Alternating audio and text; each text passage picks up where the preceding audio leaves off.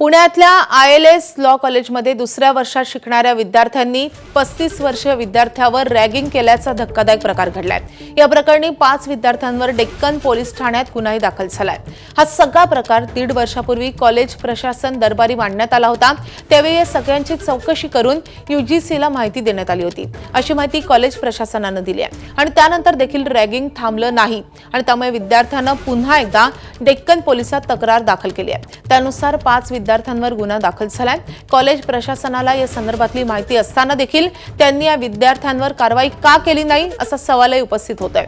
College प्रशासन आता या सगळ्या प्रकरणावर प्रतिक्रिया देण्यास तयार नाहीये किंवा ते नकार देत आहेत। याच कॉलेज परिसरातून याचा आढावा घेतलेला आमचे प्रतिनिधी शिवानी पांढरे हिनं।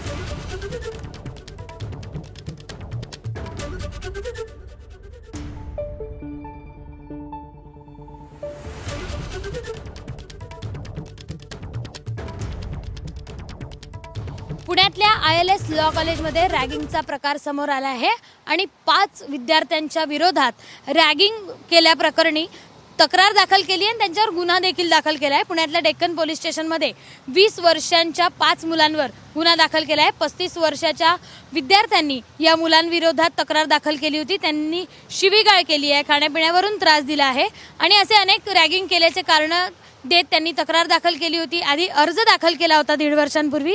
त्याच्यानंतर महाविद्यालयाने त्याची चौकशी केली, त्या संदर्भात UGCकडे माहिती दिली। मात्र 1.5 वर्ष झालं त्यानंतरही कोणतीही ॲक्शन न घेतल्यामुळे अखेर त्या फिर्यादीने म्हणजे त्या विद्यार्थ्याने डेक्कन पोलीस स्टेशनमध्ये पुन्हा एकदा तक्रार दाखल केली आणि त्यानुसार 20 वर्षांच्या 5 मुलांवर जे दुसऱ्या वर्षात शिक्षण घेत आहेत त्यांच्यावर आता डेक्कन पोलीस ठाण्यात गुन्हा दाखल करण्यात आलाय। ILS लॉ कॉलेज समोर हा प्रकार साधारण 1.5 वर्षापूर्वी समोर आला होता। त्यावेळी कॉलेजचे जे प्रिन्सिपल आहेत त्यांनी या सगळ्या संदर्भातली माहिती घेतली होती। त्यांनी या संदर्भातली माहिती UGCला देखील पाठवली होती। मात्र तेव्हा या मुलांवर कारवाई का करण्यात आली नाही आणि आत्ता या प्रकरणात या मुलांवर नेमकी कोणती कारवाई करण्यात येते हे पाहणं महत्त्वाचं असणार आहे। एवढं जरी असलं तरीही कॉलेज मात्र शांत का आहे असा देखील प्रश्न या निमित्तानं उपस्थित होत आहेत। कॅमेरामन अमोल गवाळेसह शिवानी पांढरे, ABP माझा, पुणे। दरम्यान रॅगिंग प्रकरणाचे तक्रारदार ओंकार लोखंडे यांच्याशी बातचीत केली आमच्या प्रतिनिधींनी, आपण पाहूयात। ILS लॉ कॉलेजमध्ये रॅगिंगचा प्रकार समोर आला होता आणि 35 वर्षीय एका विद्यार्थ्यांनी ही तक्रार दाखल केली होती। त्यानुसार 5 जणांवर गुन्हा देखील दाखल करण्यात आलाय। तक्रारदार माझ्या सोबत आहे। काय तुमचं नाव आहे आणि काय नेमका प्रकार घडला होता आणि किती वर्षापासून हे सगळं सुरू आहे? माझं नाव ओंकार लोखंडे, मी सेकंड इयरला आहे सध्या। जेव्हा मी फर्स्ट इयरला होतो ILS लॉ कॉलेजमध्ये ॲडमिशन घेतलेलं होतं तेव्हा पहिल्या दिवसापासून मला काही चुकीच्या गोष्टी कॉलेजमध्ये दिसून आलेल्या होत्या।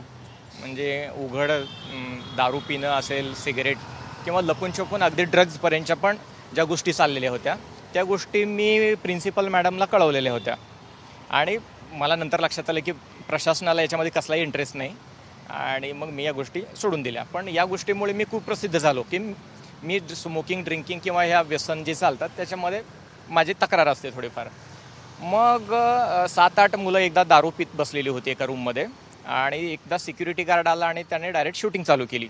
त्याला सस्पिशियस हालचाली वाटल्या, मुलांच्या वागण्यात काहीतरी बाटली नेताना त्यांनी पाहिलं मुलांना आणि मग मुलांनी असं स्ट्रॉंग ॲझम्पशन बनवलं, गृहीतक बनवलं की मी त्या सिक्युरिटी गार्डला टिप दिली आणि मग त्यांनी मला त्रास द्यायला चालू केला। त्या मुलांना मी प्रत्यक्ष भेटून समजावून सांगितलं की या प्रकरणामध्ये माझा संबंध नाही। या तुमच्या नेमक्या वेळेत मी एका हॉटेलमध्ये जेवण करत होतो, ते त्यांना बिलं दाखवली, ज्या मित्रांसोबत जेवण करत असतानाचे काही व्हिडिओ फोटो असतील ते दाखवले आणि सांगितलं की माझा याच्याशी काही संबंध नाही, तर तुम्ही हे करू नका।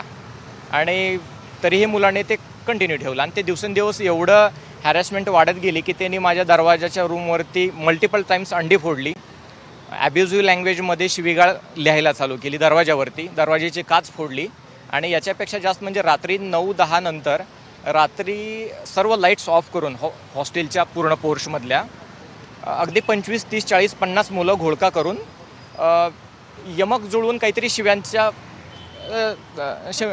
टीप दिली, तू ते दारू पितायत, हे करतायत या संशयावरून त्यांनी हे सुरू केलं आणि रात्री म्हणजे अगदी मोठ्या प्रमाणात शिवीगाळ चालू केली सगळ्यांनी मिळून।